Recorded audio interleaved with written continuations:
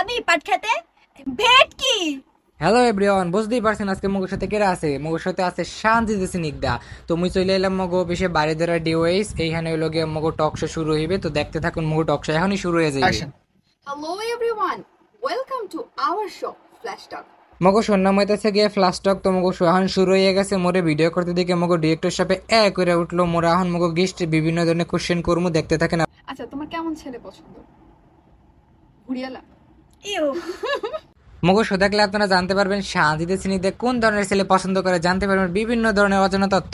তোমার bad habits কি? দেখো তো এই অবস্থা, এই মাত্র উত্তর দেবে কি? এত আসেই গুল পায় না, খালি আসতেই আছে। দুইটা বেস্ট ফ্রেন্ড, কোনটা বলবো বলো?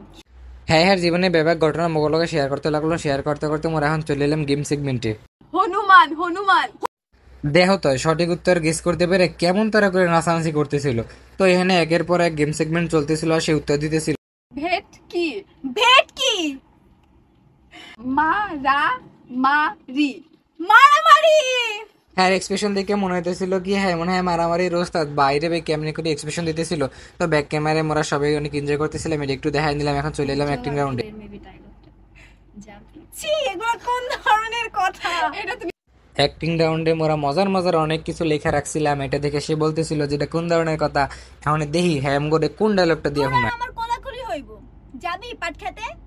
আমার খোদা, এই মাতারি দিদি পাট খেতে ডাকে, বুঝলাম না পাট খেতে ডাকলো কেন রে ভাই? আজকে আর না, আমি আসলে খিচুড়ি আর পায়েসের লোভ সামলাতে পারছি না। যত তাড়াতাড়ি সম্ভব শো শেষ করে আমি খিচুড়ি আর পায়েস খেতে যাব। শান্তিতে সিনিক দিয়ে তোমাকে পায়েস খাওয়ার দাওয়াত দিয়ে গেল। তোমাকে আজকে সেই পর্যন্তই, সবাই ভালো থাকবেন, আল্লাহ হাফেজ।